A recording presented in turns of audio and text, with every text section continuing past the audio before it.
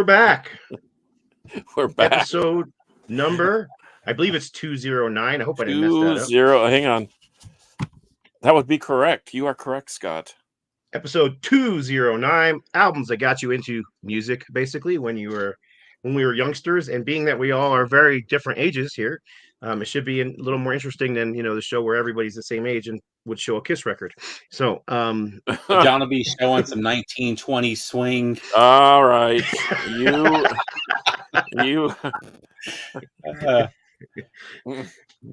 Yeah. Anyhow, I am going to shock you, though. I am going to blow your mind with a couple of things. I'm going to start off the shout out stuff. I got two things. One of them's not so good, and one of them is I want to show some stuff that came. But the not so good is a friend of mine passed away, and her name was Valerie Marquez. So shout out to her and her family. She was the owner of Marquez Printing in Farmington, New Mexico, and I've been working with her for 3 years now. And I don't know why she died or how she died. She was 35 years old. Just a beautiful girl. So it's just sad, and I'm bummed about it. But I believe she's in a better place. So at least I have that hope. Yeah. So well, don't lose your hope on that, man. I think you're right about that. Sorry to hear that. So I got a package in the mail today, and I thought I'd show it real quick because it's all stuff that is just coming out new. There we go. I'm losing my glasses on my head here. So we got the brand new reissue of Brand New Sins, Recipe for Disaster, their second album. Do you know these guys, John? Don't know them at all. Really? Do yourself a favor. Check them out. Really heavy Southern rock. That's how I would describe it. Southern rock metal. That's the way I could describe it. The first three albums, fantastic.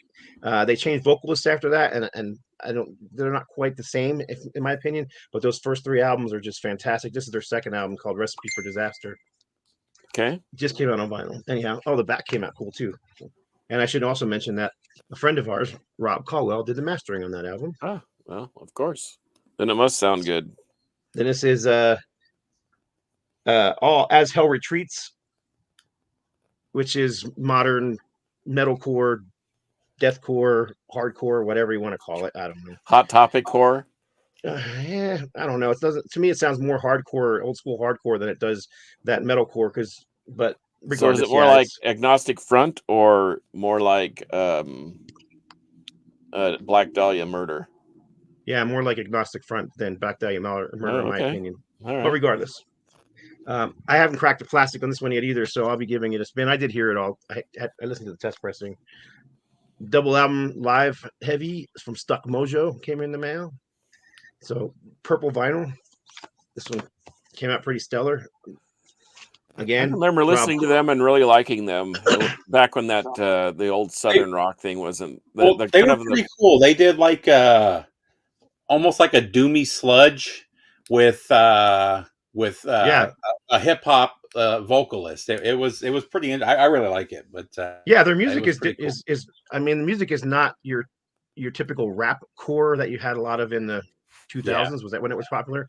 It's definitely more heavy, sludgy metal stuff. But they have an actual rapper. That Georgia sludge sound going. Yeah. That ain't your mama's Limp Bizkit. Trust me, that's different. It's different than that. And then finally, this is the last one in this pile that came in today, but Slim Whitman, 20 Precious Memories, double album, gatefold. Speaking of country, which we were talking about Don't argue with that. That's Slim Whitman. He's an icon. Yeah, he was. So that could be your album of the year, Scott? It could be. Except it's a compilation, so it won't be. But yeah, I mean, the hype sticker has quotes from Elvis Presley, Willie Nelson. Oh yeah, he was old school. And Michael Jackson, all artists that he apparently influenced, with Willie Nelson calling him one of the greatest vocalists of all time. So, but yeah, I mean, this is old school stuff. This is probably 50s and 60s is, I think, the era this stuff came from. But I did get to do the artwork on this, created the cover art. It may look like a photograph. It's not. It's a drawing. If you look up closer, you can see all the dots and stuff. So yeah, it came out really nice. There you go. 4 albums and all of them came from yeah, all of them are from boonsoverstock.com. So there you go. A little self-hyping. And I also would say that if anybody's interested, the second Lazarus AD is now available on vinyl, and the complete Battlecross catalog is available on vinyl for the first time. Thank you for reminding me. I need to order that today. Only 300 copies worldwide, and I can tell you that the Lazarus AD is disappearing quickly. So let me ask you something. I don't mean to play silly or dumb here, but I mean, how does one go about reissuing a catalog? Are you just kind of someone up there that people know that they will do that, and then they come to you, or do you solicit them? Or because I know a bunch of people that need a reissue. Well, that's a deal through Metal Blade that they're doing with. I gotcha. Yeah, they're doing it through Metal Blade. Well, I mean, it depends, because this one here wasn't. This was, that dealt directly with the Slim Whitman family, actually his son, I believe, because it says Mick Lloyd, so it actually says Mick Lloyd. So it was licensed. The songs were licensed through Mick Lloyd, So it just depends. But gotcha. The other ones were Century Media. Yeah, the other ones were all deals with Century Media, who own those titles. So you have to deal directly with. Basically, it's lawyers dealing with lawyers. That's how it works. And a lot of these labels, a lot of these bigger labels, they are very picky with what labels they'll allow to put stuff out. So, I mean, you have to do a certain amount of copies. You have to sell them for a certain price. You can't sell them more than, you can't go on sell the last 2 copies for $60 because they're sold out, and so they have there's a lot of rules. Wow. But yeah, I mean, anybody who's looking for a reissue, I mean, I deal with 4 different labels, 5 different labels really. So, I mean, let me know. Yeah, okay. Somebody just mentioned it, but James, is it Kodak or Kodak? The Kodak, yeah, from Kingdom Come. Kingdom Come and Scorpions passed away today at 61. That's a young guy, man. 35's young, and 61 is not old. Yeah. Anyway. Oh yeah, there it is. Mortality sucks sometimes. Trust me on that one. Steve, you got anything you want to say before we get into our topic? No, that was pretty much it. Who's doing the Lazarus AD? That's not Boone's, is it? I don't see it on their website. No, that's on Girder. No, Backbreaker. Let me try that one more time. Backbreakerrecords.com. I'll put a link in here. Is that Girder's second label? It's it's owned by the same people that do Girder. Yep. Okay. But obviously putting out Battlecross and Lazarus AD on Girder wouldn't sit well with people who buy those products. So yeah, gotcha. We just had this issue. We just had that discussion with I just had that discussion with one of my friends in the Pit Bulls, Sean Henderson. He doesn't understand the juxtaposition of metal and Christianity, but anyway, the Bible's the most heavy metal book on the planet anyway, so we can. Yeah, the stories in there are brutal. Yeah, but we that's not our purpose for being here today. Yeah.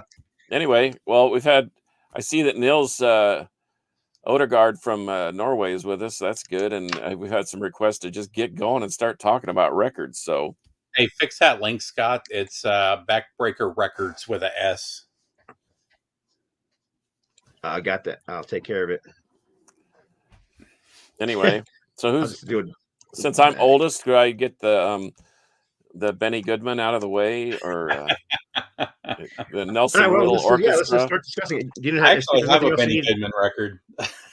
If there's nothing else you guys needed to discuss, then yeah, let's get into the topic. I was just going to shout out. I always love it going to see a band that you haven't seen in a while, and there's a local band that used to be called Lame with the at symbol for the A, and they got into some trouble with another band in Canada that was also named Lame, and so they changed their name to Secret of Boris.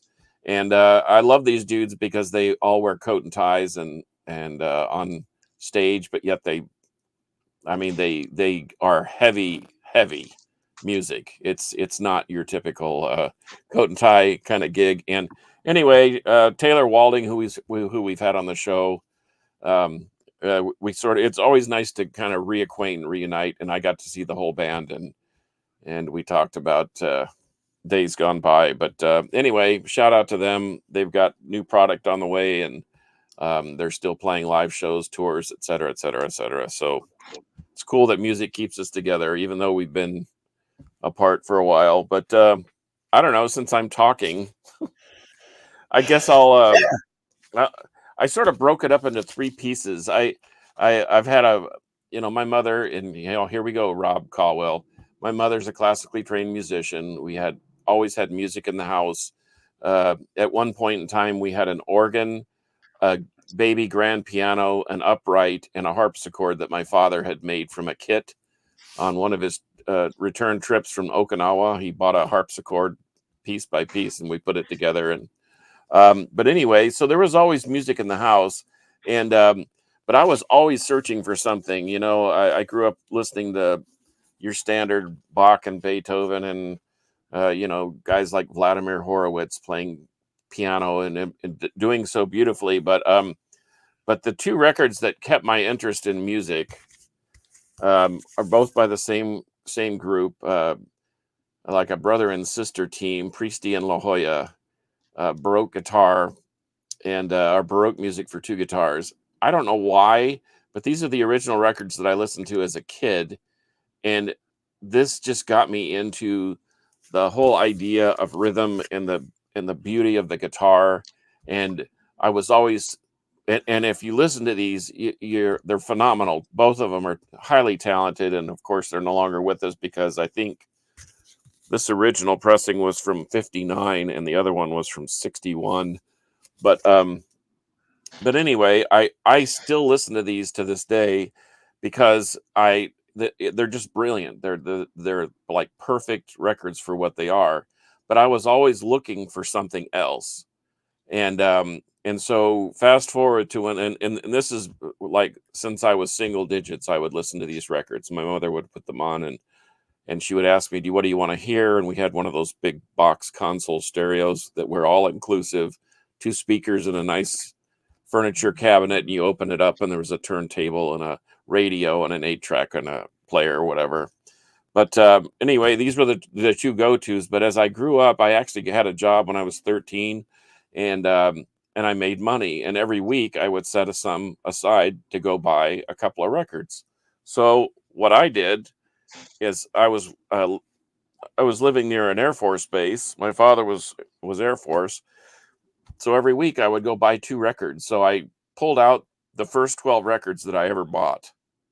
So that's the second part of this. So I have that. And then I had an experience in my life where I sold my whole collection, short of a few things. And I rue the day that I did that, but I've been slowly collecting it all back, as you can see behind me. And I'll show you the records that struck me and made me want to get back into music. So there's 3 parts. Yeah, as you see behind him is a drop in the bucket. Oh, well, this is just the CDs. I have records in several other rooms, but anyway. So that being said, the Priesty and La Jolla records, I mean, these were preeminent in my upbringing, and I love them and still listen to them to this day. So do you want to see the first 12 records I ever bought in my life? Sure. If you want to do that, I'll solo you so everybody can see it, now that I kind of know how to do that. Oh, gosh. Okay. So, first 2 records I ever bought: Grand Funk, the Red Album, and Black Sabbath, Black Sabbath. And I wore these out. Although I couldn't wait to get to the store and buy my next 2 records, which were Deep Purple Machine Head and Aerosmith Get Your Wings. Fantastic. I still listen to all these records even to this day. So my third week, another Grand Funk record, because I was smitten by them. Plus this had like a 3D poster and all that. And these are all my original pressings, by the way. And Robin Trower, Bridge of Sighs. Any of you, and the new Robin Trower is spectacular, but if you don't have Bridge of Sighs in your collection, you're shortchanging your music credibility with me, because I agree. That is brilliant. I agree as well. My first month. So here's the end of the first month. Black Sabbath, Paranoid, and probably one of the finest live albums, or at least in top of my list, is Deep Purple, Made in Japan. I think it's in most metal fans or rock fans lists. I wanted to see if it wasn't just a studio trick, if Richie and all those dudes could actually play this stuff live, and yes, they could. So here we go. We just keep going. The Amboy Dukes, Dr. Slingshot with the infamous Ted Nugent. This thing's a mind blower, and I just really super dig it. And then I dip my toe into Led Zeppelin, and I don't know why I didn't buy the first one. Something weird about the Hindenburg, but I thought it was funny that Lucille Ball was in the back row, so I bought this one instead. And like I said, to this day, I still listen to all these records on a regular basis. So we're getting down near the bottom here. Once again, I wanted to see if Robin Trower could really play live. And yes, he could really play live. So I bought Robin Trower live. And one of my favorite albums of all times, ZZ Top, Tres Hombres. And this is a London pressing, gatefold with the infamous taco dinner on the in the gatefold. And then here's where you guys probably picked up. I really got into live albums. So here's Kiss Alive and Grand Funk Live. And I gave away my original Kiss record because it was the first Kiss record that I gave. I gave it to my brother-in-law, Terry Sullivan, who married my sister, because that was my sister's first Kiss. So that was their wedding present. It was my first Kiss record. Haha. Anyway, and last but not least, you can probably already see a trend here, but more Deep Purple. So in my first 12 albums, I was heavy on Deep Purple, Black Sabbath, and Grand Funk. And so I was always looking for something a little heavier than normal. And because, when I was a kid, those were considered heavy metal. And we've had episodes where we talked about the idea of proto metal or the true heavy metal. I remember the first time I listened to Stained Class by Judas Priest, and I thought, this is next level. So I won't get into that because maybe one of you guys will, but those are the foundation elements. The Priestian La Jolla Baroque guitar with my infatuation with guitar, and then obviously guitar-led bands like Robin Trower and Deep Purple and Black Sabbath. What say ye? What say ye, Steve? So mine goes around. I didn't have my first album was a metal album or any of that stuff, or hard rock or whatever. But I wanted to start off with the stuff that I just kind of was influenced by from my parents. So my dad, I don't know if I've talked about this on here before, but my grandfather was a musician in the 50s. He was a country musician, and he toured all over Louisiana. The guitar player in his band had formerly played for Hank Williams. The bass player in his band played for was it John Horton? And he did shows with a lot of the Louisiana Hayride guys. So my dad grew up real heavy into country. And then as he got older, he got into rock. So he was really into really Southern rock for the most part. But so a big influence on me growing up was Allman Brothers, Lynyrd Skynyrd, Bob Seger. Those are still his favorites to this day. He still plays this stuff all the time. But those were really the stuff that I grew up listening to really early. And then on my mom's side, also from Louisiana, she was a big Creedence Clearwater fan. And then she also loved the Eagles. So that was kind of my upbringing at a young age. So music was always around. My dad plays guitar. He did security for a lot of country acts in the 70s and early 80s for extra money. He started getting into a little bit heavier stuff in the late 70s, and this is one that was a favorite of his and has become a favorite of mine over the years. I've talked about this with Scott before. The song Steven used to scare the shit out of me when I was a kid because my name was Steven. It was just a creepy ass song. But I've always loved this whole album, and I still play this at least once a month. This is always in rotation in the house. So that's kind of what I grew up around. And then as I was starting to get into music myself, some of the first albums that I bought, actually the first one, I mentioned this to the guys before we started. In 79 or 80, I got, you remember those Fisher-Price, those brown Fisher-Price record players, really shitty, really cheap. Plastic record players. That was my first record player. And I got a bunch of little singles with it, and then, I was walking by a dumpster in the apartment complex we lived in and saw a stack of records. And the only ones I recognized were Kenny Rogers. So I had a Kenny Rogers Gambler, and that was the first full length record that I had. And I played that nonstop, until a couple years later for Christmas, my dad got me this. This was the first one, the first album that was brand new that I opened. I haven't listened to this in 10 years, but I guarantee I can still sing every song on here word for word if it comes on. That's how much I listened to this when it came out. Then a couple years later, when I had the money to buy my own records, I shouldn't say that. I didn't have a lot of money. My dad was in the military. My mom wasn't working. So we just didn't have a lot of money when I was a kid.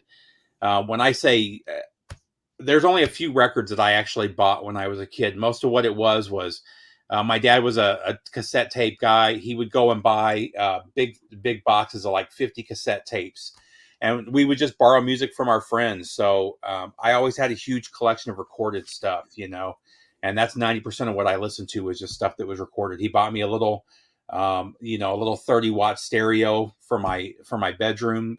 And he had the real nice stereo. Actually, I still, the Pioneer receiver that I use right now is the receiver that he bought in 81 or 82.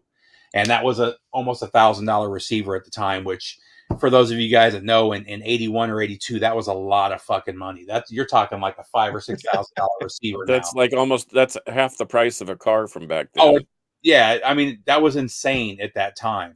But he saved up and saved. I mean, back then he was probably making a couple $100 a month in the military, so he saved up for a while for that. But so the first thing that I actually bought, I got some money for Christmas one year, and I bought this bad boy. And man, this is a promo copy I found a couple years ago, but still love this one. Hey, it's got Kerry King on it. That's metal. Yeah, and it does have Kerry King. So then the first actual metal album that I got into was a la MTV, and I was hooked on metal after this. But I've talked about this before. It was Theater of Pain. Man, I thought this was just something new for me. I had never heard anything like that before. Songs like "Smoking in the Boys' Room" and was all over the radio at the time. And then from here, I went backwards and got into "Shout at the Devil," which is still a favorite of mine. And then next up was Scott's favorite album of all time. And although I can barely listen to this at this point in my life, I've got some really good memories. Like making out to the first girl was to this record, but it was Hysteria, which, and what was it? Was it 84 when this came out? I think it was later than that. Well, it might have been later than that, but man, you couldn't go anywhere without hearing this. This was on the radio. This was the main thing that we listened to. And I just happened to be at my girlfriend's house. Girlfriend, I was a young kid, so I use that term loosely. But yeah, she had this, put this on, and that was the first thing we made out to. 1987. What's that? 1987. Wow, was that 87? So yeah. Right after that came out while we were living in Germany. And that's when I was really starting to get into music, 87. So I'd have been 11, 12 years old at that point, right at that age where I was really getting heavy into music. And I was flipping through my dad's cassette tapes, and I ran across this cassette right here. And I must have listened to this 500 times. Still one of the greatest records of all time, but Back in Black. And this is the one that really hooked me. Hell's Bells, I think, is still one of the greatest metal intros of all time, with the bells ringing. This is where I got hooked into metal, and this is where I started wanting to play metal. And this is where I started. Every friend that I had that had cassettes, I was borrowing them and recording them, and just getting as much new music and different music as I could at that point. So I'll stop here, but this is kind of where it's really started for me. This, and again, that Motley Crue, that's what got me into metal to start with. Right on. I guess I'm next, huh? Mm-hmm. My parents were not. My mom could care less about music. She threw the radio on. It was background noise. She could care less what was playing on it. So that was kind of her experience with music. My dad, however, grew up with music his whole life, and as far as I can remember, he only listened to opera and classical. And when I was a young kid, I thought it was terrible. Couldn't stand it. Hated it. But then my dad had one of those old, you remember those old record players that was like a piece of furniture? Yep. And it had, you put your records in it. It had this record player inside on the top. You opened up. So he had one of those. Had one. Yeah, he had one in our house for years. As long as I could remember, that thing was in our living room. And I guess when I got old enough to, start exploring my house, I was in that thing and I found all these old records in there. So he had stuff like the Beach Boys and where did doing it, and Dave Clark 5. I knew that was coming. Yep. Hang on, I'll solo myself so I can. There we go. The Dave Clark 5. This is actually the only record I have left from my dad's collection, and this was his actual album. It's funny because this is the original cover. I don't ever see this cover anywhere. It always has a picture of the band live here, and that sticker was obviously added later because it was one of the hits on the album. But I got into it. I was a kid, and I just thought it was cool. And then he got me into what's the name of that guy? What's the name of the guy who does? Geez, sorry, didn't turn my phone off. Man, he always played the acoustic guitar, and he did Bad Leroy Brown and Jim Croce. Jim Croce. There you go. Jim Croce. So he had a bunch of Jim Croce records. So I was really into Jim Croce for a while. But I had a neighbor down the street from me who was a teenager, and he had a room that looked pretty much like our rooms now, with posters everywhere and giant stacks of records. And he would blast the music down the street over the weekends, and he was playing all kinds of heavy stuff. Heavy for 1974, 75, 76. But around 76 is when I really started getting into music. And one of the first record I ever owned was my mom bought me in. It was a 7-inch, and it was Hall & Oates' "Rich Girl." Remember that song? Yeah, unfortunately, I remember it all too well. It's not a bad song. It's just, it's okay. It's a poppy rock song from the 70s. It's all right. But we were in Sears one time, and I had enough money from Christmas to buy one album. So I bought this. And this would have been, this was about 75, 76. So this was heavy metal as defined by that, that year. There's a lot of stuff on here that I wouldn't call heavy metal by any stretch of the imagination these days. But I mean, disc 1, MC5, Kick Out the Jams. That's a great Sabbath. Black Sabbath, Iron Man, Alice Cooper, I'm 18, Jimi Hendrix, Freedom, The James Gang, Must Be Love, Deep Purple, Smoke on the Water, T-Rex, Bang a Gong, Jay Giles Band, Give It to Me, Dr. John, Right Place, Wrong Time, Led Zeppelin. I never can pronounce this song right. Thank you. I don't know how you. Yeah, and then Buffalo Springfield, Bluebird, and Faces, Cindy, incidentally, that's the first record. So anyhow, I was obsessed by this record, and I started looking for everything. Even like the second disc too, but the second disc is nowhere near as heavy. At least side 3 wasn't, because you tell me if any of these bands you would consider heavy metal, even by 70s standards. The Doors, Touch Me. The Allman Brothers, Ramblin' Man. Delaney and Bonnie, Only You and I Know. Yeah. Van Morrison, Domino. The Eagles, Outlaw Man, and yes, Stormtrip Trooper. That's not even a cool song. I think they took a break from the heavy metal side of things. Yeah, it was weird. It's weird that side 3 is so different from the rest of the record. Well, even the soundtrack to the movie Heavy Metal wasn't heavy metal, so yeah, most of it wasn't. Yeah, but even this 4 goes back to a heavier song. So you got Golden Earring, Radar Love, which is still a heavy rocking track. This one perplexed me even back then. Grateful Dead, Johnny Be Good. Of all the tracks to choose from the Grateful Dead, Johnny Be Good. All right, anyhow. Foghat, what a shame from the first Young Mr. Caldwell is asking, did they record music when Carcass was young? Yeah. Yeah, they had the wax tubes back then. And the last 3 are Uriah Heep, Stealing, War, Lonely Feeling, and Blues Image, Ride Captain Ride. Yeah, I think the definition of heavy metal has changed just a tad. But anyhow, I mean, I was obsessed by all those, most of these bands on here. I can't say I liked them all. But there is some heaviness to some of those songs. Like you said, I mean, Golden Earring, they were heavy like Led Zeppelin was heavy, I think. And but there are elements there that would eventually become precursors to heavier music in the future. Yeah. So I too, like you guys, I pulled some of the earliest albums I purchased with, that I bought as a kid. I actually didn't have a lot of money either, because when I was a kid, my dad was actually going to school still to be an architect, which he did become an architect, and my mom didn't work; she stayed home with us, so it was a little rough. But we had a lawnmower, and I mowed every lawn in the dang neighborhood, and I think I charged $5 to mow your lawn.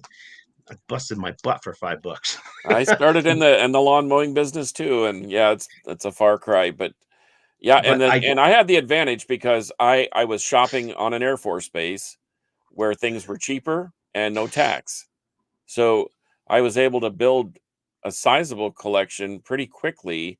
But then I stopped buying records and actually, like to your point, Steve, bought a stereo because I wasn't satisfied with the plastic close and play. It was my sister's, and I couldn't play Deep Purple on something that had already played Bobby Sherman or David Cassidy, so I had to get my own system.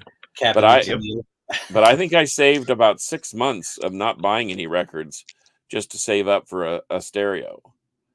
And that's what I did too. I mowed lawns to save up for my first. And I had one of those. I had one of those 3-in-1s, and it sounded pretty good. It had a cassette, a turntable, and a radio, AM/FM radio. And then I took my 2-year church hiatus and came back. And when I came back, my uncle just happened to be working. He was the first Caucasian ever hired by Denon Electronics when they came to the States in 1980. And if you don't know about Denon, they actually created or manufactured one of the first CD players. They had the CD technology down to a science. And so it was exciting for him for to have a relative. He had worked with Diskwasher, the record cleaning company. He and my dad's youngest brother had worked there in Missouri for a while. So I was all excited. My uncle said, well, when you get back from your church mission, then we'll hook you up with a stereo. And did he ever? And I still have it. So it's been gone through a time or two, but I still use the turntable that I bought in '81 and have the receiver too. So, but to me, that's where the idea of collecting records and collecting music, that separates the men from the boys, because I think that now you want it to sound as good as you remember it. So anyway, that's why I have so much hi-fi junk.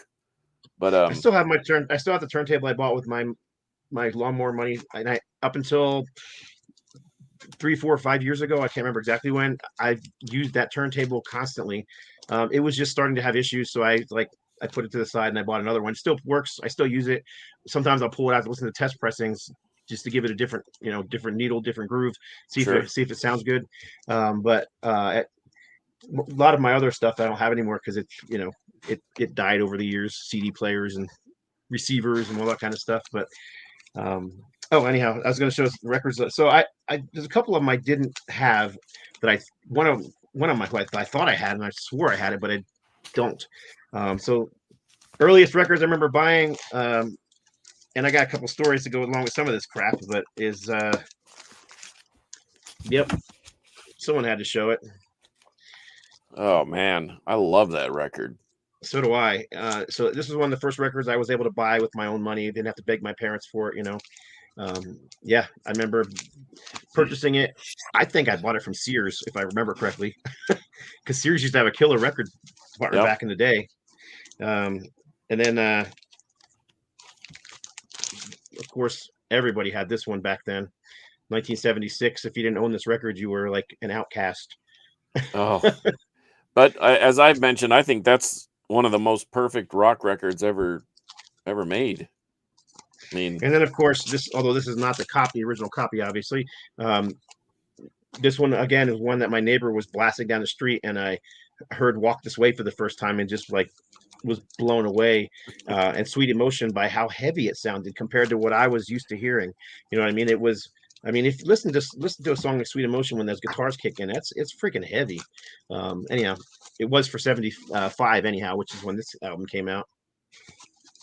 But then I bought this one too the next year or so, but actually bought it from Kmart. And I was there with my parents, and they mislabeled the price tag on it. And I had been saving money to buy the album, and when we got to Kmart and we saw that it was on sale for, I don't know, whatever it was at the time, it was probably like $4.95 or something like that. We brought it up to the counter with everything else, and the lady that was checking us out accused us of switching the tags on it. That's not the price of that record. You switched the tags. And we're like, what? So my mom was beside herself and ripped her a new one, and it's like, how dare you accuse us of that? And they ended up calling a manager over, and we ended up getting it for whatever the price was. And I didn't have my money with me, but my parents paid for it. And I just gave them the money back later when I got home. But I also bought Sgt. Pepper's, the soundtrack movie, not the Beatles album. Oh yeah. And did you buy it because Aerosmith was in the movie? Aerosmith and Alice Cooper were in the movie, yeah. And I bought it, but I thought I had a copy, but apparently I don't, because I went through the rack twice. I'm like, man, maybe I misput it somewhere. Nope. Saturday Night Fever was another one, which I don't own and don't care to own. And then where's the other one? This one here. I didn't actually buy this one.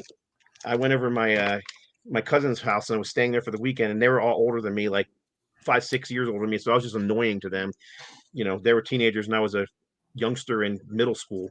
And one of my cousins like, yeah, go ahead, you can go in my room and play my records if you want to. They knew I was obsessed with music. So I was in there playing music. He wasn't even there.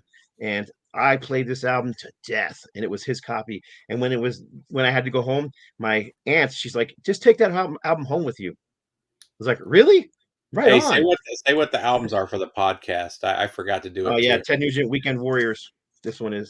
I don't think any of us did it for any of the records we showed. So. No, I learned my lesson early on about that. Anyhow, so he ended up giving me the record, and of course, my cousin lost his crap. I was like, "What do you mean? That's my record. You can't give it away." And anyhow, she did anyhow, and I took it, and it remained in my collection. I have a funny story about that same record. So we opened a show. Sure, now. We opened a show for Ted Nugent, and they said, you don't have to unload your trailer. You can just set up and backline with us. And I'm like, okay. And then Ted says, well, who's doing lunch? And I said, well, you want to go to lunch? I mean, I knew the city. And he said, is there any good record stores?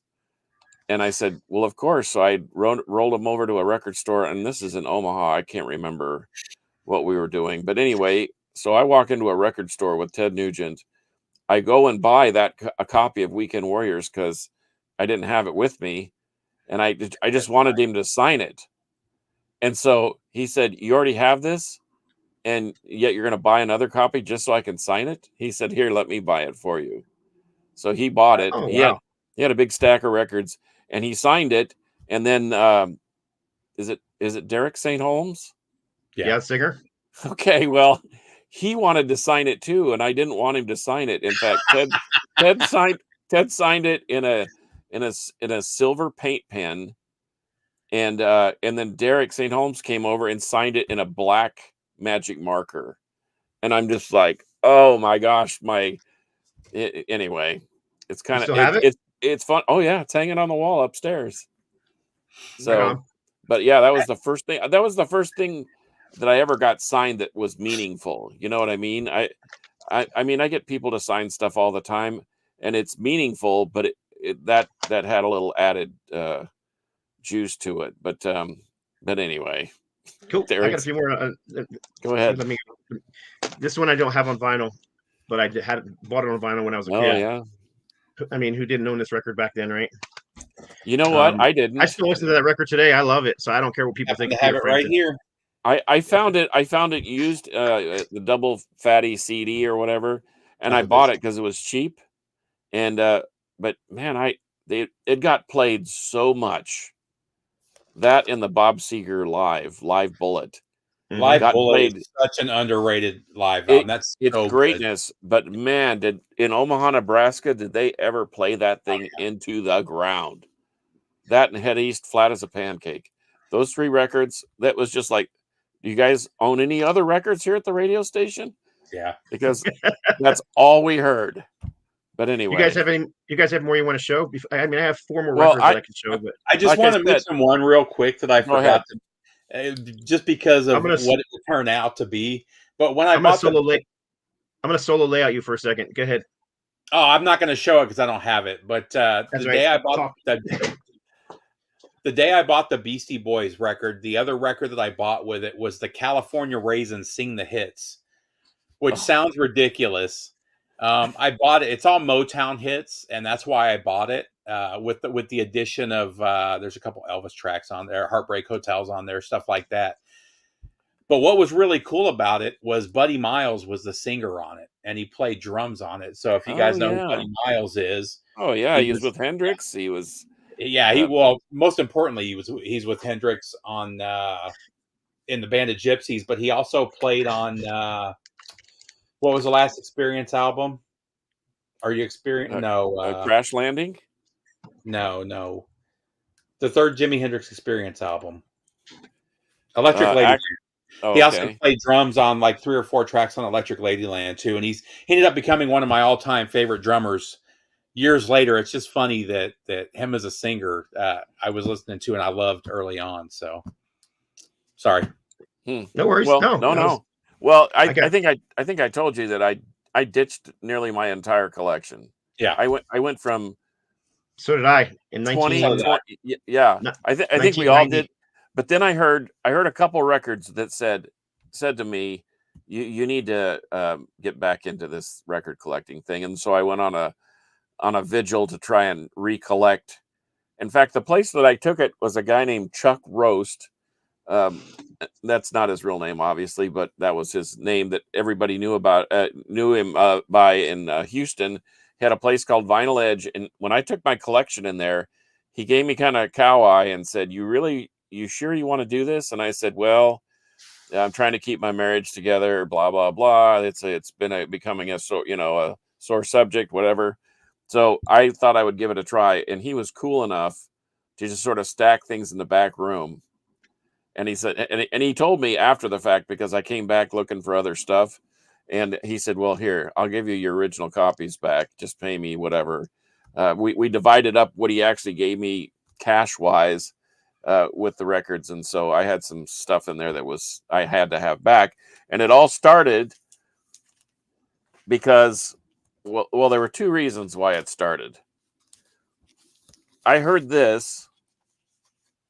I heard Carcass. Necroticism Descanting the Insalubrious, and I could tell I was hooked deep with metal. And then somebody had played these 2 records. They're very similar. Terrorizer, World Downfall, and yes, this is a green copy, which is worth a ton of cash. And then I heard Repulsion, Horrified, and I said, I can't not continue to buy music. I have to have music in my life. And I need something fast and I need something heavy. But in order to keep the streak going, Tony Clem, when I heard this album, I knew for a fact this is Ozric Tentacles live Underslunky, probably my top 3 live albums behind Deep Purple, Made in Japan, and maybe, boy, I don't know. This might be number 2 or close number 1. But I heard that and I went off on my Ozric Tentacles bender, and but because of that album, that solidified my opinion that I needed to continue to buy music. It was just part of me. It was part of the fabric of my life. And yes, we could have more beneficial or meaningful threads, but I think by the time you were at that age, I think I was 26 or 7 years old. I couldn't live my life without music. I just couldn't do it. So after seeing the Terrorizer and the Carcass and the Repulsion, and then the Ozric Tentacles live record, I was over the moon with it, and I thought, this is stupid. Why am I selling part of my soul?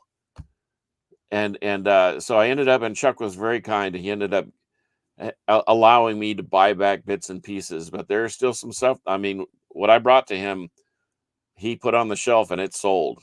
And so I still like Violence Eternal Nightmare. That was one of my biggest regrets of getting rid of that. And I have since found some pretty quality copies. Plus they reissued it with a live album as part of that repackaging. But anyway, but and as you can tell, and the thing is when vinyl sort of took a pill back in the 90s and people stopped buying vinyl and pressing vinyl, people would come to my house with boxes and boxes of records and say, I'm going to buy this on CD. And then it happened again with cassettes. Oh, nobody has a cassette player. Well, I have 11 of them that still function perfectly. And I still listen to cassettes because it has the warmth of a record and the convenience of a CD. However, that's how I reaccumulated some of this stuff. Is because people just dumped their. I mean, I would come home from work and there would be 3 crates of records stacked up at my back door under the patio so they wouldn't get any sun on them. And so I just rebuilt the stuff I didn't want. I resold and made it, and bought stuff that I needed back, and that's how it all happened again. But I can't ever envision myself just wholesaling getting rid of my music. It's too much a part of me. Gun to my head. Gun to my head, of course. Did do it to save a loved one? Absolutely. But I don't think anybody's asking that. You know what I mean? So I did the same thing back in 1990. Yeah. We used the money that we sold it to a local record store. I had so much crap that they wouldn't buy it all at one time. I had to bring it in over a 6-week period. Every week I'd bring in another giant, as much as we could fit into the car. And we used that money to put it down deposit on our first house. But, anyway, let me show a few more records real quick. Steve, unless you got something else you want to add right now. Yeah, I got a few more I want to show just because we're running out of time. But as I was really getting into music, getting into metal and stuff, this was the stuff that really got me to the point where I was buying a drum kit and I was getting into it. But the one that really pushed me was this one, Dr. Feelgood from Motley Crue. Actually, the very first song that I learned to play on drums was the song Dr. Feelgood from Motley Crue.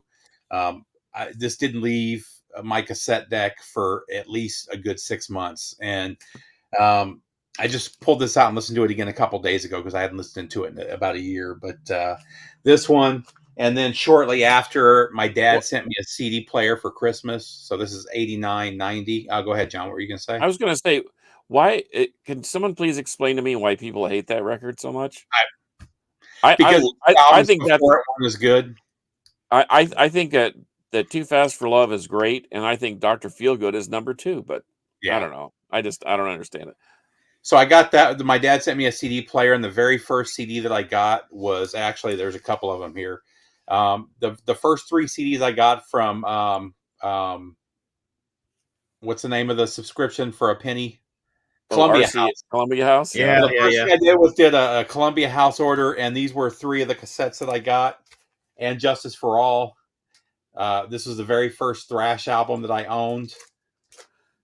I also got one of the greatest albums of all time, Black Sabbath. Agreed. Yep. And then the one that made me want to play guitar, and still, this is one of my all-time favorites, even though it's they didn't have any Jimi Hendrix, and I really wanted Jimi Hendrix. But they did have the Stone Free CD. And man, I played this. This is fantastic if you guys haven't checked it out. I was so happy 3 or 4 years ago when this finally got pressed to vinyl, because it was only on CD before that. So this was the stuff that really got me into wanting to play music, which led me to this stuff. And this is still the stuff that I listen to at least once a month. This first one, my band, our warm-up was the title track off of this, Surf Nicaragua.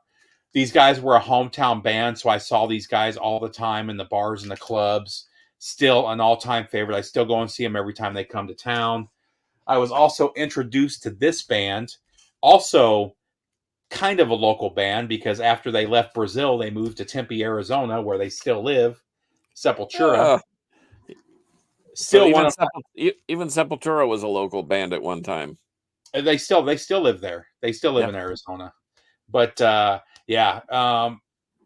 actually, his son that was murdered a couple years after this came out in Phoenix was part of that same music scene that we were all part of at the time. But so Sepultura, and then as John just mentioned, then somebody gave me this cassette, and this cassette changed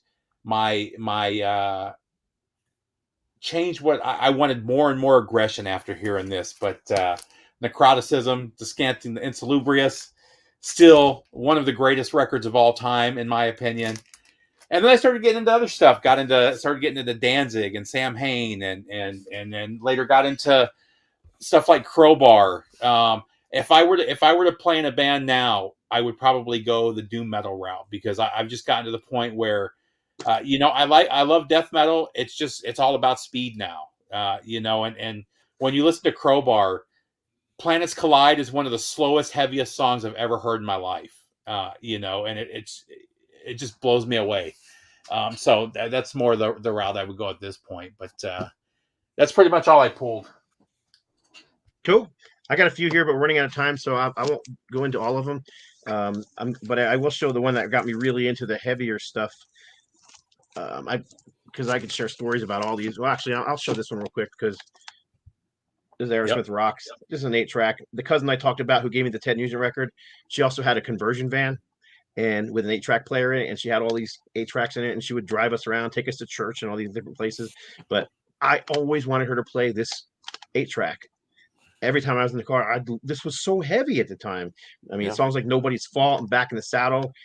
I don't know. Anyhow, so I was just blown away by it. So yeah, it's funny, because it wasn't really my parents that got me, into music. It was other people, my neighbor and my cousins and stuff like that. But this is the record that really started getting me into heavy stuff. And the reason is when I was a teenager, I lived at the Record Collector, which is a record store in Trenton, New Jersey. I mean, I would spend all weekend there if I could. The guy who ran the store, his name was Harv. He was a punk rocker guy, and I'm sure I was just annoying as crap, some little teenage punk, hanging around his store and pulling records and throwing them and giving it to him. Hey, can you hold this for me until I can, raise enough money from my lawn mowing jobs to buy this record? And anyhow, he did it for me. He was always very nice about it. But this record he had a dollar bin or whatever it was. So I dug through this dollar bin. I spent, all this time, and I found it in a dollar bin, and I bought it for $1 and took it home. And I was like, holy crap, this is awesome. And John, you'll notice right away what's wrong with this story. The first song was incredible, and it was so fast and heavy. It was Exciter. Oh, wrong cover. Uh-huh. So it had the Stained Class album stuck inside. So that I bought it for $1, and I kept it forever. I mean, up until I sold all my stuff in 1990. I even sold it. They bought it. Did it take you to realize it? I don't remember anymore. I think I noticed it right away, because the songs on how they always put the songs on the center label didn't match the back. Yeah. Okay. Yeah. But I was blown away. I mean, Exciter, man, that was like early speed metal. You know what I mean? A precursor to thrash metal, even. And I was especially that album. Like I said, I heard Stained Glass, and that was a game changer for me too. I mean, I'm just this is like I said, I was guitar obsessed, and I wanted to hear someone playing faster. And to your point on that Dave Clark thing, I just saw an interview with Alex and Eddie Van Halen, and they said that both of them were guitar obsessed. They were obsessed with the Dave Clark 5. A lot of bands were. I mean, look how many bands borrowed their dad's Dave Clark 5. They probably borrowed that very record from their father and just played the crap out of it. Well, the British invasion here in the U.S., people think it was the Rolling Stones and the Beatles, but it was Dave Clark 5. It was the Turtles. It was. I mean, there were so many bands that were a lot bigger during that period here that people seem to forget about now. Yeah, the Beatles were the reason my dad stopped listening to music. I don't know what it was about the Beatles. He didn't like them. He didn't like the way they rolled over top of and destroyed the Beach Boys at the time, because he was a huge Beach Boys fan. But yeah, he ended up getting into classical, and that's all he cared about. So we got 2 more minutes. I can share one more. Sure. This is not a metal record, but this is Phil Keaggy's The Master Musician. This is literally one of my all-time favorite albums. It is a brilliant album. It's mostly instrumental. I'm gonna say 98% instrumental. But man, Phil Keaggy's just one of the greatest guitar players ever. But the reason I got into this record was I was going to church when I was a kid. I was in middle school, or before high school, and my youth pastor at the Baptist church that I was going to at the time, I was into stuff like The Who and Ted Nugent and Aerosmith. That was the stuff I was into, and I would wear stuff like that. I'd wear an Aerosmith shirt or a Jack Daniels shirt to church and to the youth group, and that bugged a lot of the parents there. And so the parents at the church thought I was a bad, what's the word? Influence. Yeah, bad influence on the rest of the kids. So they tried to kick me out of the youth group. I didn't know any of this. Didn't know a dang thing about it. So I found all this out later. But my youth pastor tried to get me to listen to other stuff. All the kids in the youth group were listening to Sandy Patty and the Raindrops Keep Falling on My Head guy, and that was what they were into. And I was like, that stuff's lame. So my youth pastor has me over to his apartment, and he's like, here, let's check out these records. And so he hands me a pile of records, and this was the one on the top. He goes, it's not as hard rocking as you're used to, but I think you might like it. He says, maybe this can replace some of that stuff you're listening to. I was like, it didn't replace anything. It just became something else I was obsessed with. So now I'm listening to Ted Nugent, Judas Priest, and Aerosmith, and Phil Keaggy. So anyhow, the ending of the story was he was the youth pastor of that church for a very long time, and they did not have a head pastor, but he was very popular. But they would not allow him to be the head pastor because he wasn't old enough. They wanted somebody older than him. He ended up becoming the dean for the Philadelphia Bible College in, obviously, Philadelphia, Pennsylvania. And years and years later, I ended up getting a job working for a t-shirt company called Visionware, and I graduated from Bible College and started working for that Christian t-shirt company. And I got a hold of him, and I sent him a bunch of those t-shirts, the Christian t-shirts that I was designing for him. And he ended up going up on stage on his very last preaching day. He was still preaching, even though he wasn't the head pastor there. He went up on his usual suit and tie, as you would expect, a Baptist preacher to do. But underneath his suit and tie, he put on one of the shirts I designed. And I guess as part of his goodbye sermon, he goes, remember that kid that you wanted to kick out of the youth group, and the kid that you didn't want to send care packages to when he was in college? This is what he's doing now. And he went on to talk about me, and he took his suit and his tie off, and he showed the shirt. And I thought that was pretty special and pretty cool. So you got your pastor to strip on stage? Basically. Oh, wow.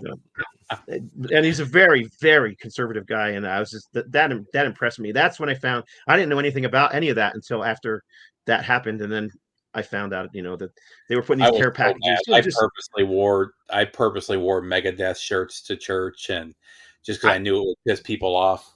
I didn't do it to piss anybody off. It's just who I was, just what I liked. I didn't think anything about it. And all those other kids that were in the youth group were listening to stuff I didn't care about.